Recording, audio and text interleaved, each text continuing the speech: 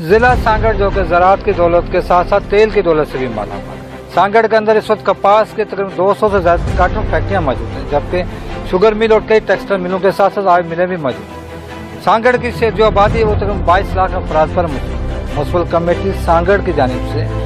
2 fire brigade यहाँ पर दिए गए ताकि सांगड़ में किसी भी तरह के होने वाले हादसात को रोकने के लिए इक़दाम किए जाए, जिसके लिए यहाँ पर 27 अफराद का स्टाफ भी मुकर्रर किया गया, जो कि किसी भी टाइम यहाँ पर 24 घंटे आवाम की मदद करने के लिए हम वक्त तैयार रहते हैं। मगर गुज़श्ता 6 माह से यहाँ पर फायर ब्रिगेड तबाह हो जाने के बाद, दोनों फायर ब्रिगेड जो कि यहाँ पर ख़राब हो जाने के बाद यहाँ पर 6 माह से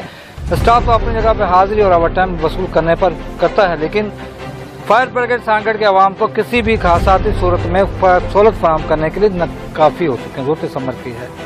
कि सूबाई वज़ीर बल्दियात सैयद गनी ने भी जो सांगड़ के अंदर दौरा किया, उनको का भी कहना था कि सांगड़ के अवाम को जल्द फायर ब्रिगेड दी जाएगी। ज़रूरत समझ की है कि सांगड़ की आबादी जो कि कॉटन फैक्ट्री के साथ साथ आयल मिल और शुगर मिल्स के साथ साथ जहाँ पर बड़ी इंडस्ट्री के साथ मौजूद है, उसकी ज़रूरियात को पूरा करने के लिए फौरी तौर पर स्टाफ को फाल करने के साथ साथ यहाँ पर फायर ब्रिगेड दिया जाए ताकि किसी भी तरह कोई बड़ा हादसा रुनमा हो तो सांगड़ के अवाम को बर वक्त बचाया जा सके। जी।